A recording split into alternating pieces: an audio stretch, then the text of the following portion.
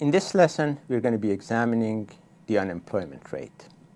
First, some basic definition of the unemployment rate is the share of the jobless individuals among those who are seeking work or have jobs.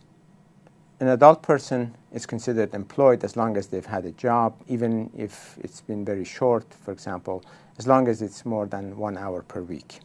Let me discuss this in more detail right now. In defining and measuring the unemployment rate, it's important to make sure we understand what the purpose is.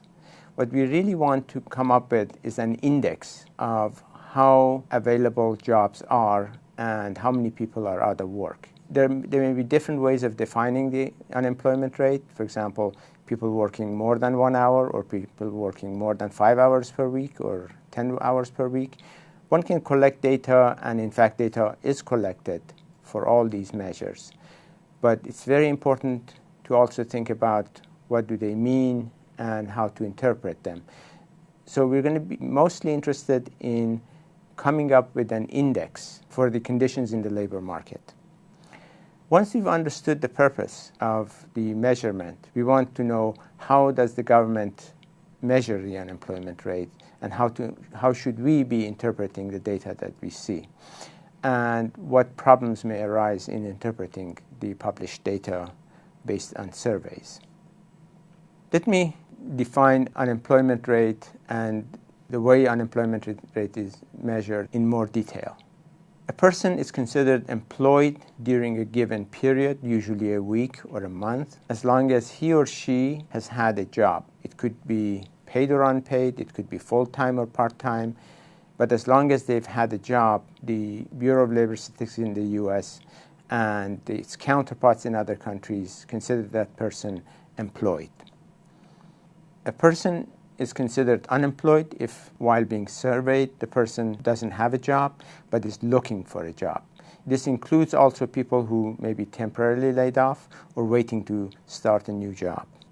And if a person is surveyed and they don't have a job, and they also are not looking for a job, neither of the categories of employed and unemployed, that person is considered not in the labor force. This could be a full-time student, it could be a homemaker or retiree. They may be doing things, but as long as they're not in the market and they're not contributing directly to the production for the market, they're not considered in the labor force. This could be controversial because a lot of people say that if, for example, you're a homemaker, you're still engaging in economic activity and you're contributing to the economy. That's true, but it's very difficult to measure the contributions of people who are not in the market, and that's why they're left out of the measurement. So one has to keep in mind that when unemployment rate goes down, people may be leaving some activities at home that they used to do and engage in the labor market. The presumption is that this is going to increase production altogether. But one has to take into account the fact that the people who enter the labor market may have been doing things outside the market, and that's also valuable in production. We just can't measure it very easily, so we don't include it in the employment measures or in production measures. The labor force is the total number of adults participating in the labor market, as employed or unemployed. They may have jobs or they may be out of work. But as long as they're in the market looking for a job or having a job, they're considered part of the labor force. The labor force participation rate is the percentage of adults who are in the labor force. So you take the labor force measured through surveys or censuses and divided by the total adult population, and that gives you the labor force participation rate. If you want the number in percentage terms, you multiply it by 100, as we have here. Now let's look at the definition of the unemployment rate. Once we have the number of people unemployed based on survey or census, we divide that by the total labor force, and that gives us the unemployment rate. Again, if we want the number in percentage terms, we multiply it by 100. In the US, the unemployment rate is measured by the Bureau of Labor Statistics using a survey of households called Current Population Survey.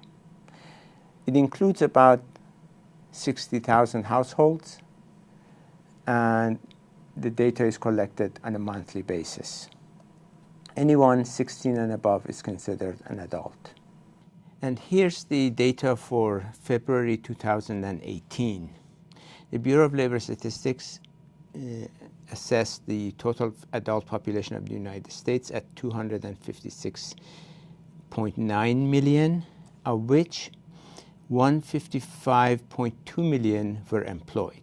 That's 60.4% of the total population. Out of those employed, 127.7 are full-time employees and 27.5 million were part-time. As you can see, part-time employment is only a fraction of total employment. So focusing on total employment, full and part-time together, does not change the picture that much. Now, there were also 95 million adults in the United States not in the labor force. And there was 6.7 million people, adults, unemployed. That's an unemployment rate of 4.1% out of the total labor force. If we put together the employed and unemployed, we get 161.9 million people. That's 63%, which is the participation rate. It has edged up in recent years, but not a whole lot.